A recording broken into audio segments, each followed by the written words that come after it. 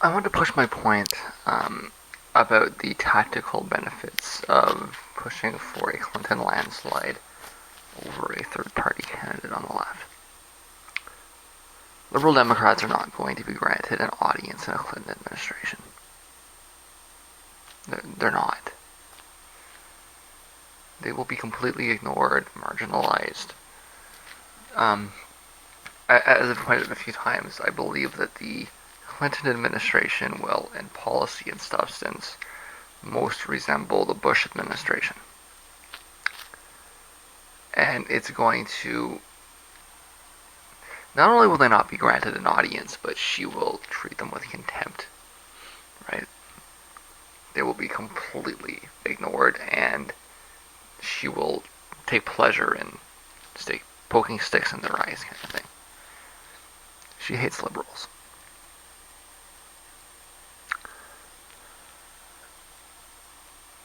So, I mean, that might seem like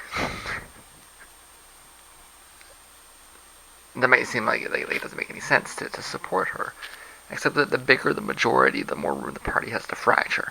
Okay, if you have a really, really big Democrat majority, then the chances that there's enough of them to break away into a liberal faction increases. It's just you're just playing with probabilities, right? The more Democrats there are, the more liberal Democrats there are, right? And so the bigger the majority, the bigger the possible fraction wing. All right. The best scenario here in this very dour circumstance is to try and work towards a situation where Clinton's opposition is on the left. Otherwise, we're going to end up in a situation where you have Clinton governing on the moderate to at points extreme right, and her opposition being crazy people. And so the whole discourse exists outside the realm of discourse, or outside the realm of reasonable discourse. I want to push my point here. Liberal Democrats are not going to be granted an audience in a Clinton administration. So the bigger the majority, the more room the party has to fracture. The best scenario here in this very dour circumstance is to try and work towards a situation where Clinton's opposition is on the left. Otherwise, what we're going to end up is a scenario, okay, where you have Clinton governing on the moderate to extreme right, and the opposition being outside of the realm of discourse, or outside of the realm of reasonable discourse. And so the whole narrative ends up in, la la land. That's what needs to be prevented, okay? One way or the other, you're going to end up with an unacceptable executive, like neither of these options are even reasonable, right? From any perspective. They're both insane. It's, you pick what type of craziness you want. If you're a responsible voter, what you need to be focusing on right now is what is the best way to oppose whatever crazy person gets elected. If Trump somehow manages to win and you end up with a Republican Congress and there is no opposition, or the opposition comes from there won't be opposition on a lot of stuff like his tax policies, right? You might see some opposition on some of his immigration policies, or you might see some opposition on his war policies. Okay, either way, that's an even. I don't even want to. I didn't think about that scenario. I'm assuming that Clinton wins. I think that there's no.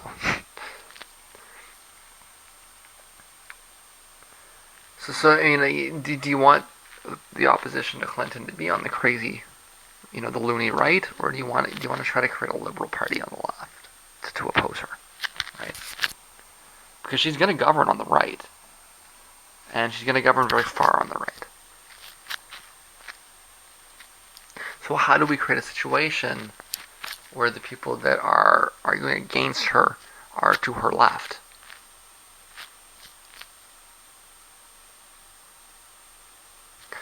Like I say, it's just a question of playing probabilities. The more Democrats that you elect, the more liberal Democrats there will be, and the higher the chances are that you can create a meaningful movement to the left of the executive branch. That's not going to happen by voting for Jill Stein. But there is a chance. It's not, like I say, it's going to require some effort. But there is a chance that it can happen if the caucus grows large enough to the size of the progressive wing challenges what's left of the Republicans in Congress. That's the best scenario that the left can hope for right now, is to get a situation where there's some, dissenting Democrats on the left of the party that have more influence than the Republicans on the other side of the aisle. Or at least should, because Clinton is a Democrat, not a Republican, right?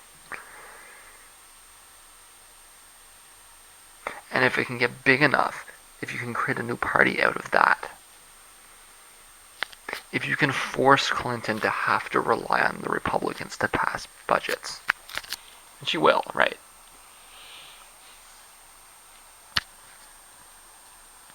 And that will give, the liberal wing of the Democratic Party an excuse to fracture and go off.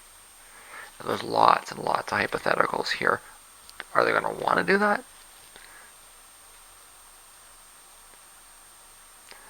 But a big enough majority at least makes it possible. And I do think that there are going to be people in the Democratic Party that may actually desire that, right? What I'm suggesting here is that the left wants to try and engineer a situation where the Democrats and Republicans essentially merge into one party.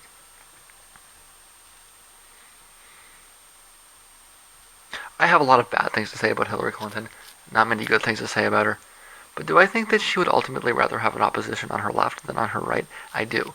And the reason is that I think that she thinks it'll be easier to pass legislation that way. She thinks it'll make her look better. Great. I don't think that's what's going to happen.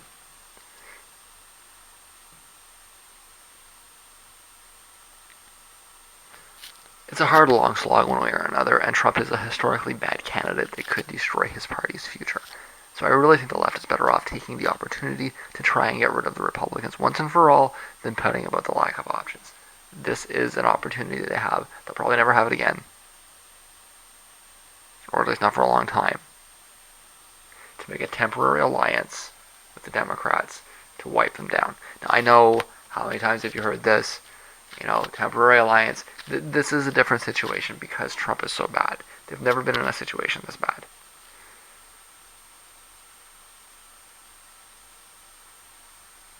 I really think there's a possibility here that you could see a Reagan-like sweep.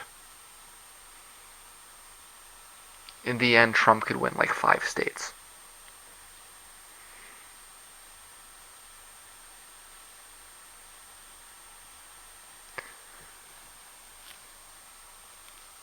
It's not a great tactic, like I say, but none of the tactics are good. And I do think that they're better off, that we're all better off. Not just the left, but everybody is better off. Okay?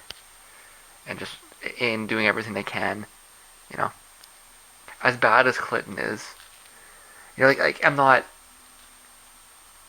this is not done with any, support for Clinton. I'm suggesting this purely in the long-term interests, of left-wing ideas.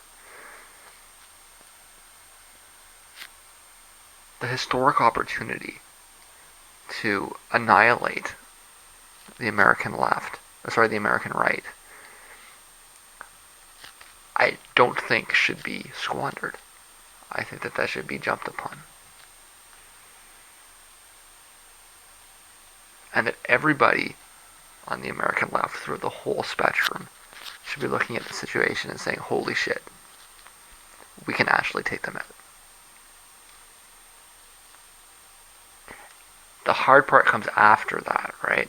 Or sorry, it's all hard, okay, but the most important part comes after that. The goal here is not to wipe the Republicans out for the sake of wiping the Republicans out. The goal is to wipe the Republicans out with the purpose of reconstructing the spectrum, right?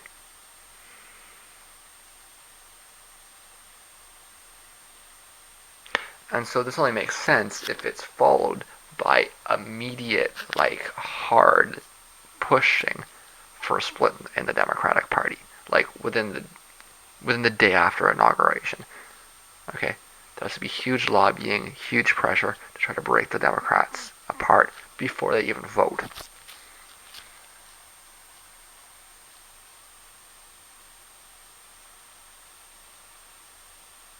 Because we know that the way that the two-party system works in the United States is that once you have these bodies in place, they're very hard to modify. They're very hard to move. They're very hard to change. So if we can have this maneuvering, if we can accomplish this, let Clinton become, let Clinton turn the Democrats into the new conservative party. Let her do it. The Democrats aren't doing anything for the left. They're not doing anything for working people. They're not doing anything for minorities. Let her do it. Let her take the party to the right. Let her bring in all these Republican strategists. What that means is that the left gets to construct its own space. And so the tactic here of supporting the Democrats to abolish the Republicans is done with the intent of, in fact, moving the left out of the Democratic Party.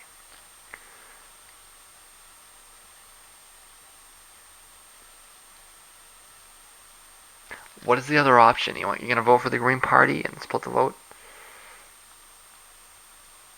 Not that I'm blaming you or blaming them or, I'm blaming the circumstance. But you're not going to get anywhere doing that. Under most scenarios, or every scenario I've ever lived in, it's like either not voting or voting for the Greens. It's not a very powerful statement, but what else do you do? This is different. There's an opportunity here to destroy the Republican Party, and you should not squander that. You should take everything you have to do it. Every resource. Okay? From the center right to the far left. Should be standing in solidarity to push the Republican Party into its grave, give it a shovel, and tell it to start digging. Although, this is Donald Trump here. He's been digging for a while already. In fact, the process may be just informing Donald of his surroundings, right?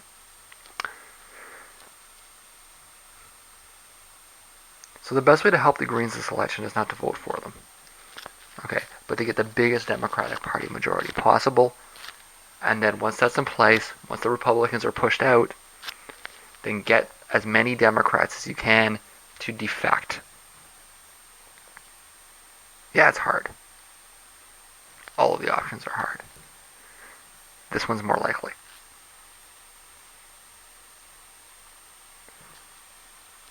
The entire spectrum, okay? From center right to far left. Go for the kill.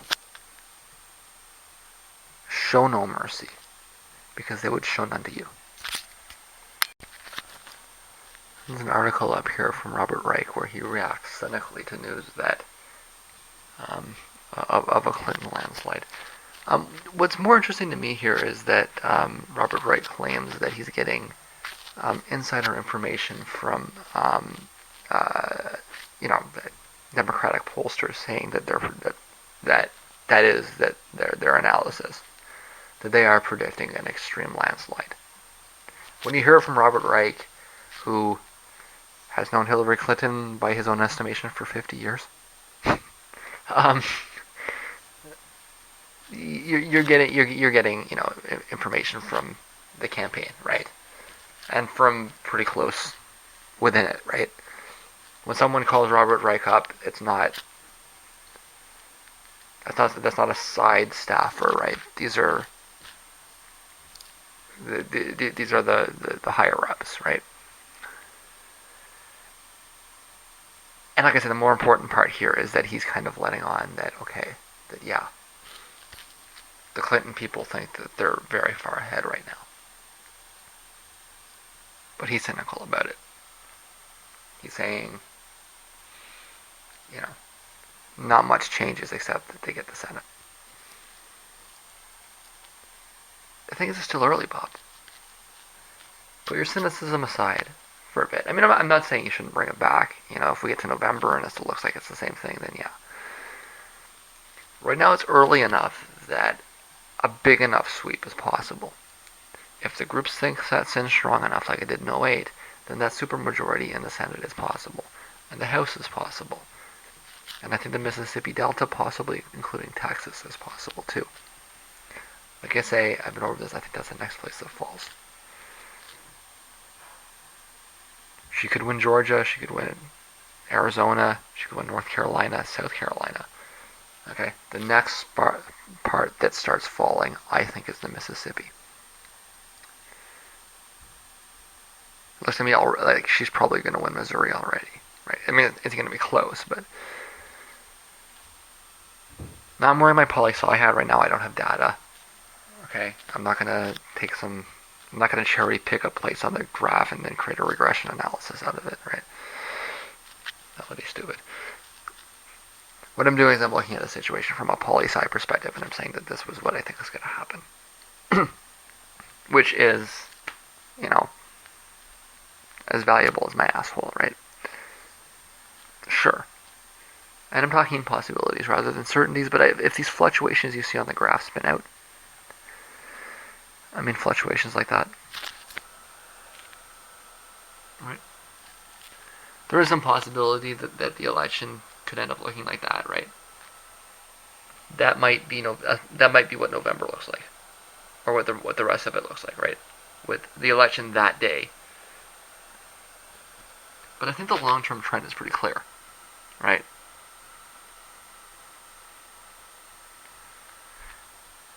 It gets a little closer, but then the long-term trend is that it's not even close.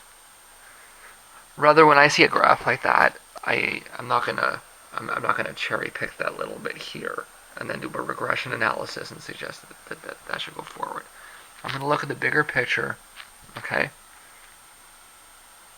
And I'm gonna say that what looks more likely to me is that these oscillations are gonna widen.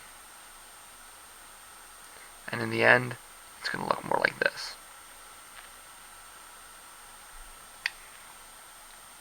Or maybe, kind of,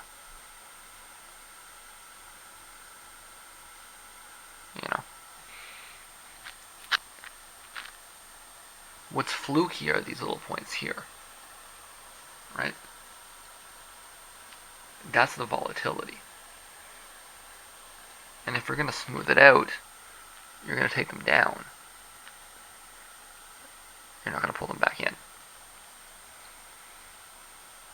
The only way you get this idea that you want it to be tightening is if you're just cherry picking the data. But hey,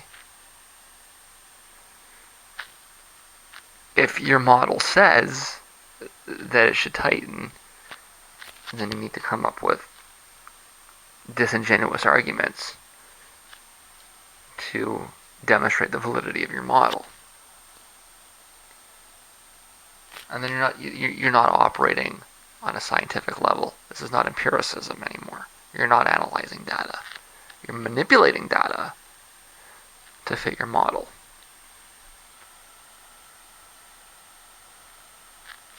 There's the real graph, guys. And these guys use a lot of bad pools. In fact, that graph is going to be friendly to Trump. That graph actually underestimates the distance because they just include everything. If you take out the screwy polls, like the web modeling polls, the distance, like that bump wouldn't be there like that, right? Or at least it wouldn't be so high. I think it's pretty clear that that bump is an anomaly, right?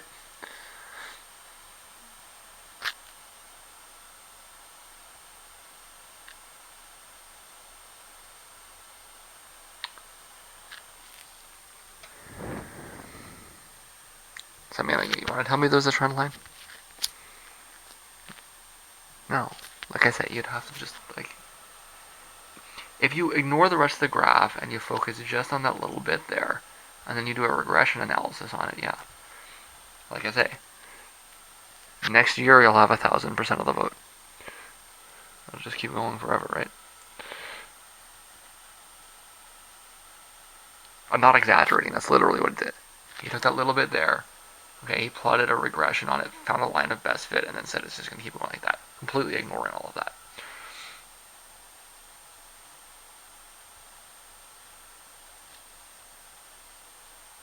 It's preposterous. And if I were to guess, the noise that you want to take out is here, right? The noise that you want to take out is the ups.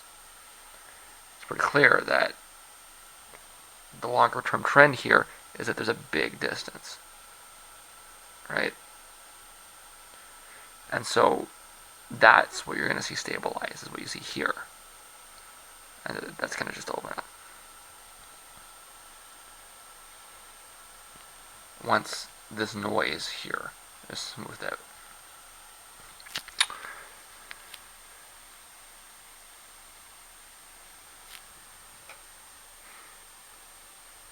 But you can't do polling pre-convention. Because the world was just introduced, or the country was just introduced to Donald Trump and Hillary Clinton at the respective conventions, right?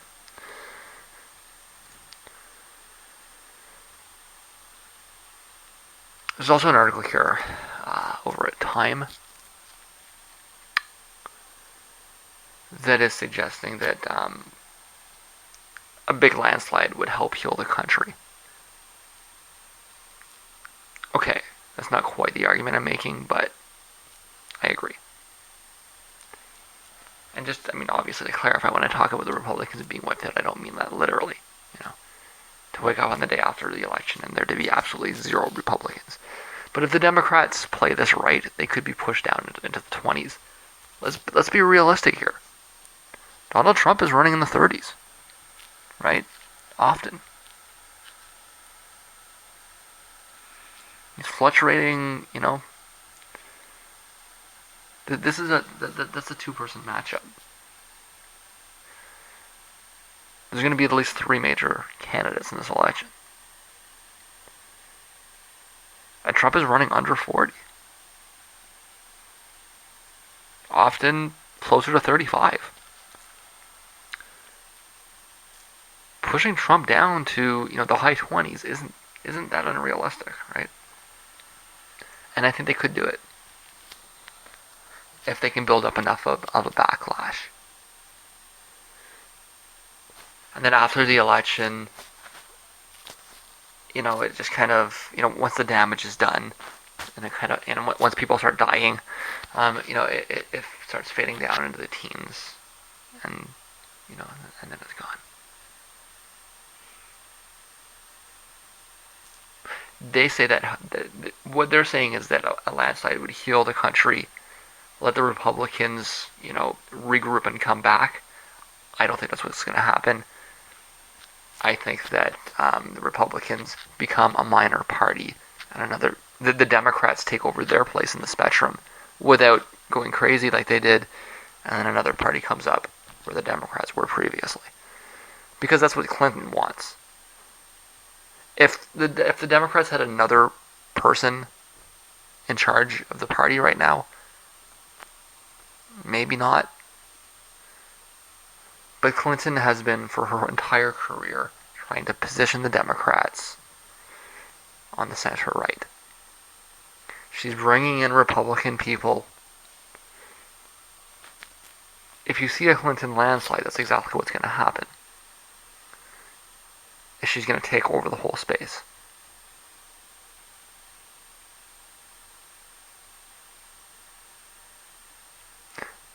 But then the vacuum appears on the left, which is happening anyways. The spectrum is fucked up right now. There's nothing resembling a left. There's a lot of people in the left, but they're disenfranchised. The left is completely disenfranchised in the United States right now, and that needs to be corrected. This is probably the best way to do it. I'll double down on it. You want to challenge me on this? Let's go. Let's have this debate. But I mean, my argument is not a lesser of two evil argument. I think this is the best thing you can do for the spectrum to create a different party. I'll say it again. The best thing you can do for the Green Party right now in this election, in this specific election, is to give the Democrats the biggest majority that you can get. To elect as many Democrats as possible. To marginalize the Republicans as much as possible. And then break the Democrats apart right away. The day after the election, you have to start working to break them apart. There can be no grace period. But that's the best thing to do, in my calculations. Sorry, Greens, but I think that if you look at the situation carefully, and you think about it carefully, you'll probably agree that I'm right. Again, I'm not suggesting that you can have a revolution in a counter-revolutionary party. I'm suggesting that the best thing to do is to try to destroy that party. You can destroy both parties. I've used this example before with the collapse of the collapse of the Persian Empire, right? Persians and the Romans, they fought for centuries, millennia, okay? And eventually, technically speaking, the Romans won.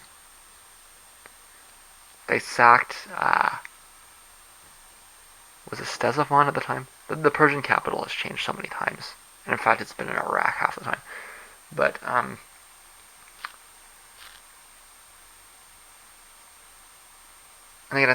think it was the Sassanids at this point in time. But the Romans beat them, right? That was the end of the Persian Empire. They annexed Persia. We don't hear about this in the history books because it didn't last very long. And I mean, the Persians will never admit defeat, right? But the Roman army went into the Persian capital. They sat on the Persian throne. They had conquered them. But, a few years later, this huge force of Arabs came out of the desert and didn't just wipe the Romans out. And people talk about why was it so easy for the Arabs to conquer the Persians? Because they didn't conquer the Persians. They conquered, they were fighting a spot force of Romans that had been sent to occupy the country.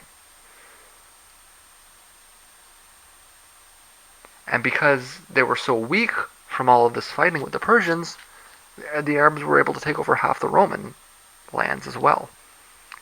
And so the result of 1,000 years of fighting between the Romans and the Persians was that neither side won.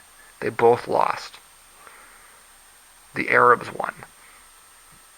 1,000-year war, and a third party comes in and takes over.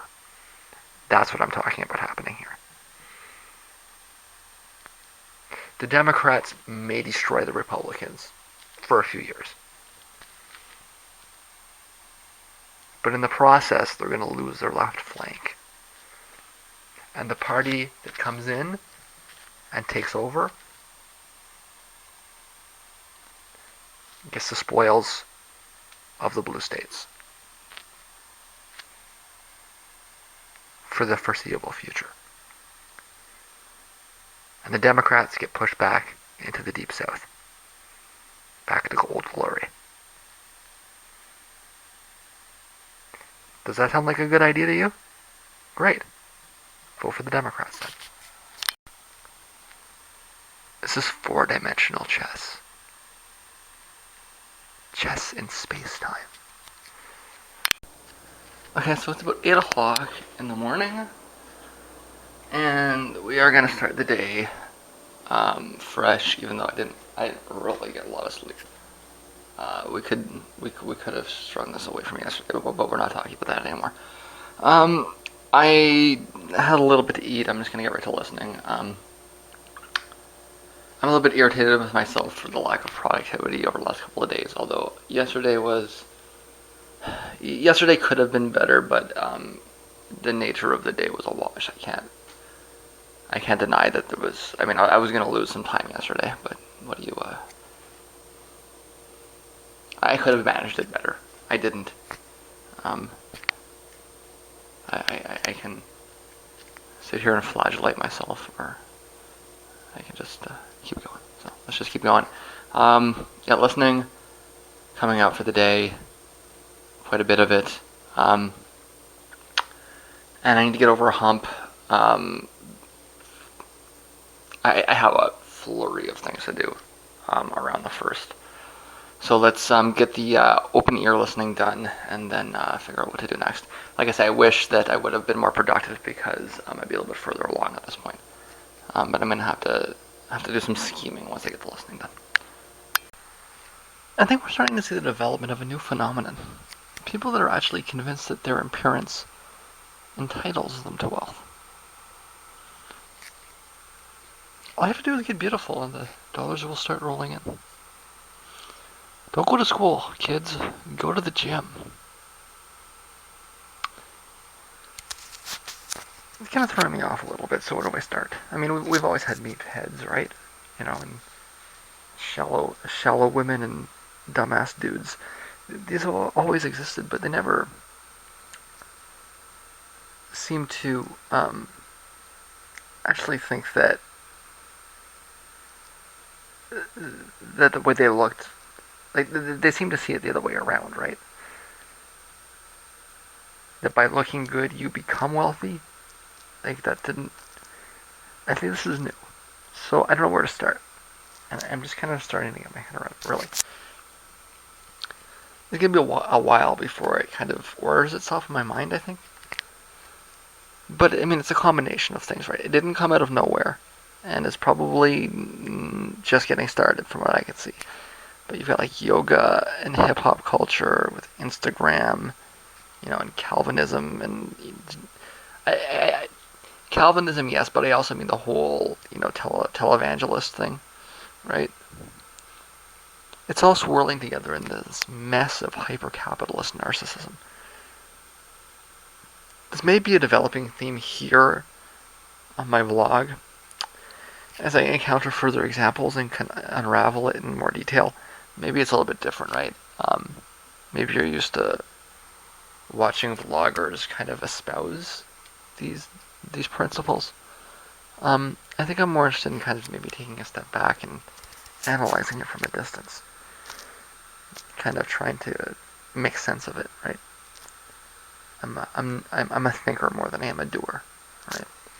But I'm the philosopher in the room here. But expect to encounter this, I think.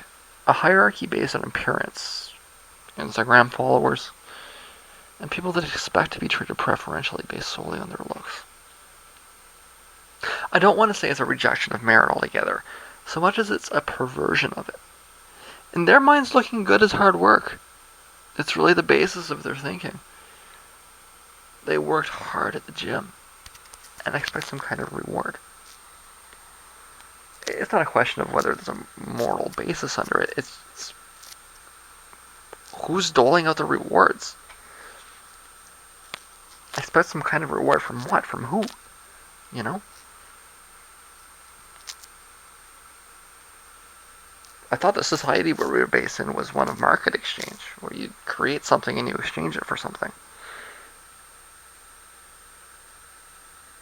I suppose maybe the online culture where everything just comes to you for free is probably a component in this as well.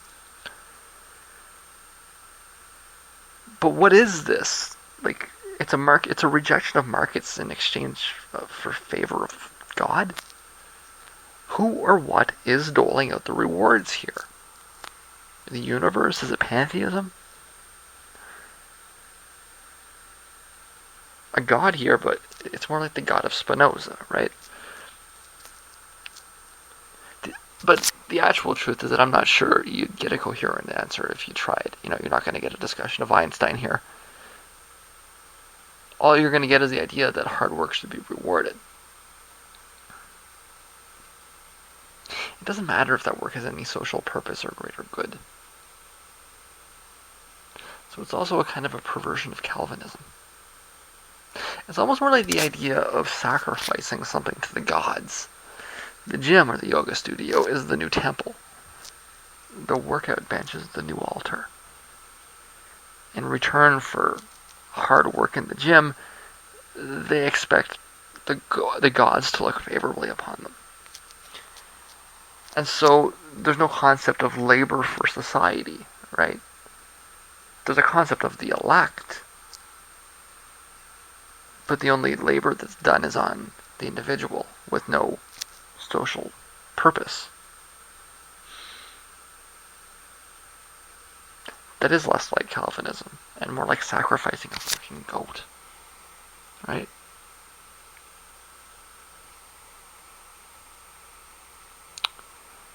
It's a superstitious kind of approach to life. I'm an atheist, okay? Don't misunderstand me. I'm not. This isn't a moralistic rant. It's a sociological observation. I'm just describing shit. I'm not judging. If I am judging a little, we can't help it. It's from a communist slant.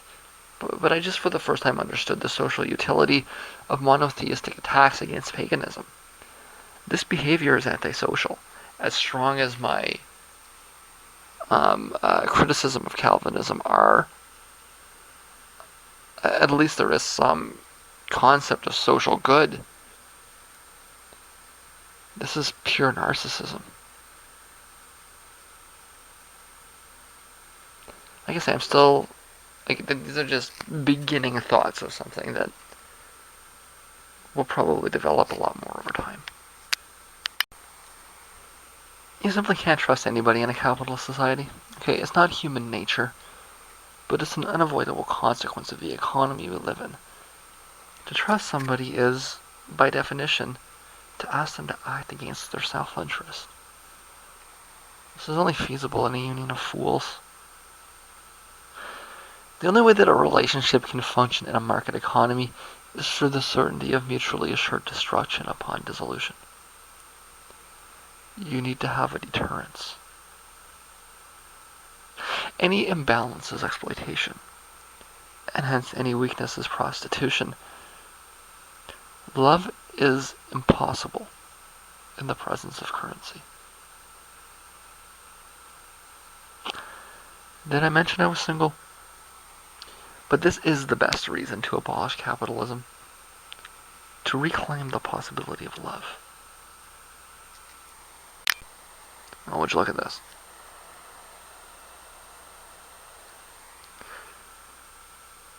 Yikes.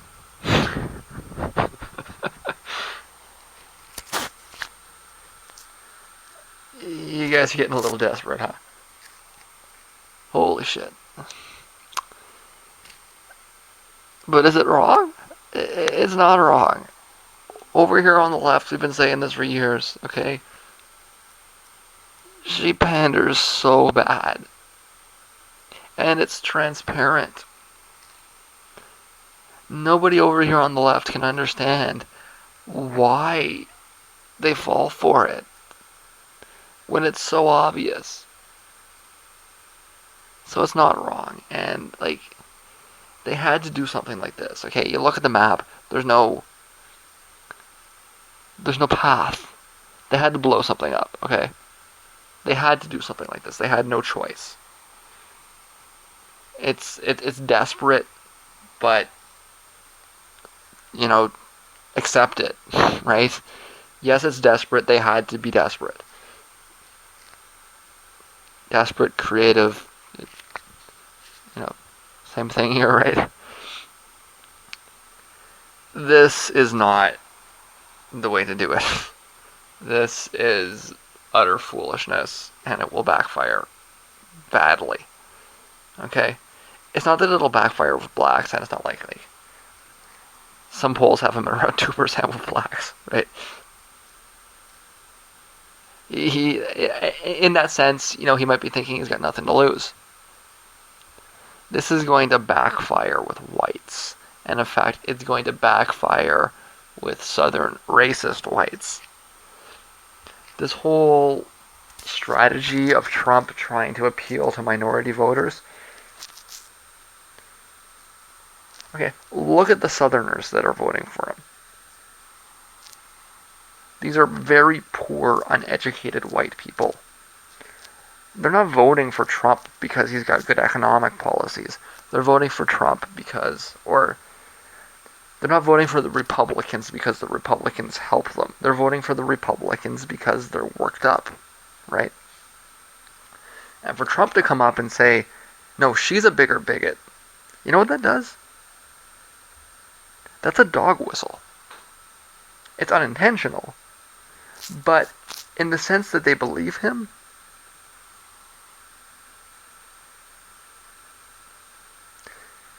if they believe him, then they'll vote for her.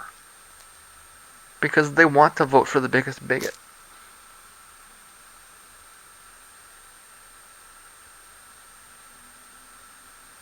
Hey, it's actually easy to have empathy for Donald Trump right now, okay? Because he got himself into a mess here.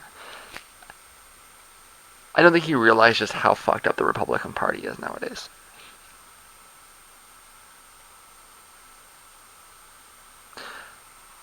But I think that that's the truth of it. That the Republican candidate, Donald Trump or not, standing up on a podium and saying, my opponent is a bigger bigot than me, will bleed the base. The elites moving over will not bleed the base.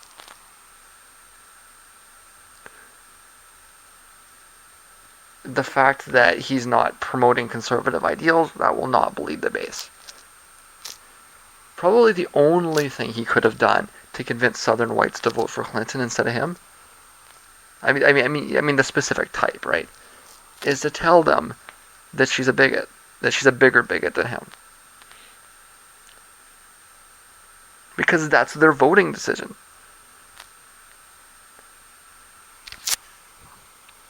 They vote against their own interests based on who the biggest bigot is.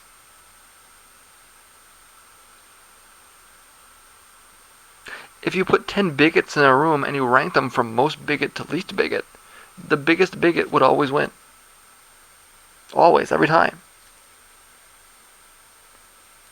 And so when I say that this is going to trigger the landslide, I don't mean with blacks. And in fact, I don't even mean with moderate whites. I mean with bigots. Because that's what they want to vote for.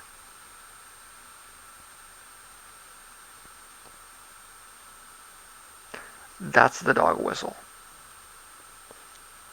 Unintentional, ironic. But there you go.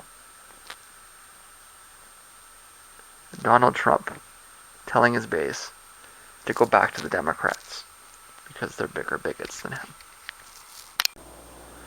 Well, it's 9 o'clock at night, and I do get quite a bit of listening done today. Not quite done yet, but in between rants and raves. But in my silliness, I've also, this is almost enough to put some clothes on. But we're going to do this pantless instead. We're not going to do our usual talk to you here today. Instead, I just wanted to be a little bit silly for a minute. This is something that we kind of, I think, all do when we're by ourselves. Is we kind of hum to ourselves, or we might repeat memes that are of um, some meaning to us. And really with no intent towards composition. I seem to have constructed somewhat of of an interesting hip hop song. And I find it comical enough that we're gonna get this on here. Now you can imagine me singing this song while I'm doing the dishes, um, you know, or preparing something to eat. I've been doing it for quite a while now, actually. I'd say probably several months. And um, my little in between things song goes something like this. What? What? Who shot who in the what now? Who shot who in the what? What? Who shot who in the what now? Who shot who in the what? What? What? What?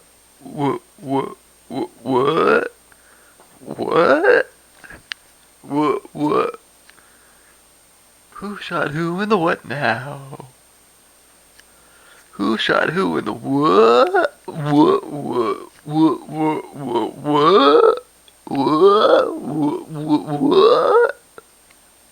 Who shot who in the what now? Who shot who in the what? What? What? And I hope you enjoyed that. Um, I hope that you imagine it, or perhaps you sing it yourself while you're, like I say, cutting strawberries or putting dishes away. It's a universal track, I think. I think we can all feel the um, uh, deep level of concern regarding who it is that was shot. Um, yeah.